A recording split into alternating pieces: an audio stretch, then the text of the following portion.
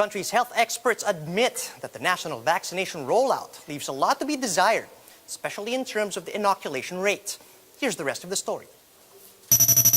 The COVID-19 downtrend seen over the past weeks in the NCR Plus bubble is now disappearing or seeing a reversal. This according to recent findings of the OCTA Research group. Based on data, COVID-19 reproduction rate in the bubble increased from 0.57 by May 25 to 0.68 by the end of May. This pushed the R0 of the entire country to 1.09.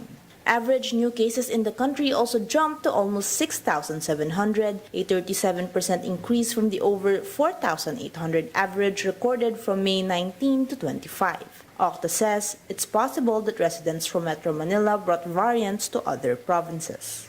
Regions that had not experienced the surge are now experiencing a delayed surge. Now, this pattern suggests that someone brought the variants from Metro Manila to these regions to set off these outbreaks.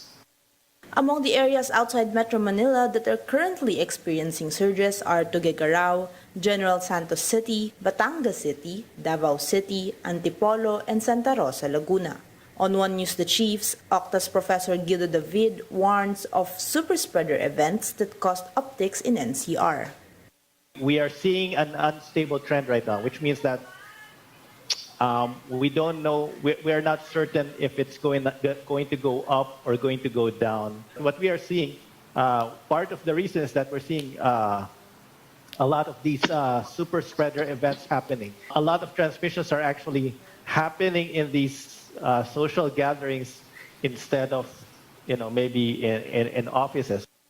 The group also noted that the vaccination drive has done little in slowing the rise in COVID-19 cases so far.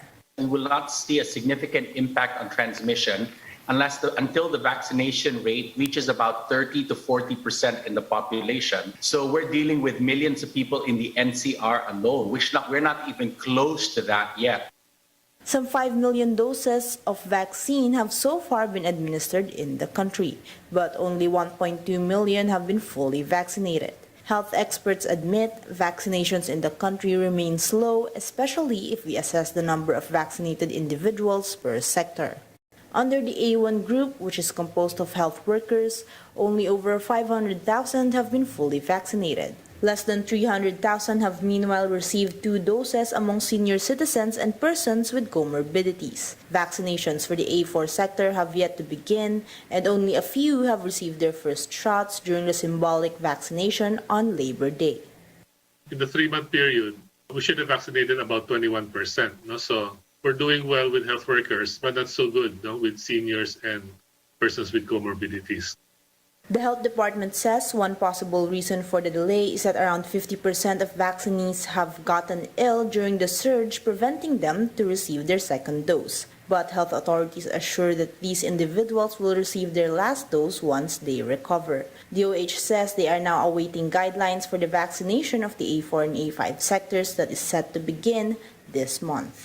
Ngayon Hunyo ay may inaasahan tayong 9 na milyon na bakuna na darating sa bansa ayon kay Sec Galvez at malapit na rin tayo magsimula sa pagbabakuna ng A4.